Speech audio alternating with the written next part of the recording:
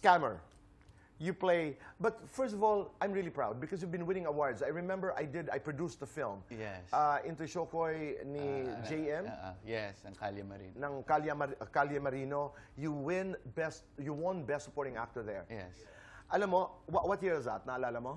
20... 12? Parang ganon? Yes. And I was just so proud. I was just so proud of you. Napakahusay mong artista. Ay, Naalala ko pa una kong reaksyon, si Joros ang kinakast nila. Sabi ko, ayoko, gulo-gulo niyan eh. Oo, totoo yun. Ako, alam ko. Alam mo yun?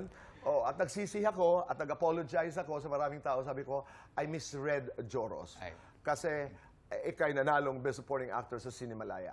Anyway, you play a scammer, pero hindi ka lang aktor na playing the role of a scammer. But sa tunay na buhay, totoo ba? Na-scam kayo? Lahat naman tayo eh. Nai-scam tayo sa iba't ibang uri ng bagay. Okay. Pero kasi, nothing of the financial meron kind. din mga financial, lalo na yung panahon ng mga crypto, yung mga times na yun, ng pandemic. Siyempre, paano tayo kikita, tapos may mga bagong pumapasok. And siyempre, minsan natitake advantage sa ganung paraan. Ako, ang tip ko lamang, pag may lumapit sa'yo na parang ang bilis-bilis kumita ng pera, umiwas ka. Yung parang mag-invest ka ng ganitong amount, kikita ka triple. Kapag too good to be true. And That's right. kailangan meron kang guidance, kuwari sa partner mo or ano. Sa akin kasi, katulad ng yung asawa ko sinabi, wag ko gawin, pero tinry lang namin eh. Kasi for the sake na, di ba, tayo, gusto lang natin kumita. Minsan nga lang, kapag sobrang bilis or too good to be true, yun. Yan ang iwasan. Anyway, dito naman tayo sa pang-scam sa buhay at pag-ibig. Ito yung mga sinabi ni Joros. Let's go to the first one. Paano na-scam pag sinasabing, I love you? Ayan. I love you. Paano mang-scam? Paano mo malalaman? Paano mo malalaman na ini-scam ka ng isang taong nagsasabing, I love you? Kapag masyadong nilalanggam na yung labi niya, yung tipong, Dad, ibababa ko mga buwan sa'yo, habang buhay kitang pagsisilbihan. Ganyan. Yung masyadong matamis na nakaka-diabetic na salita, mag-ingat ka doon.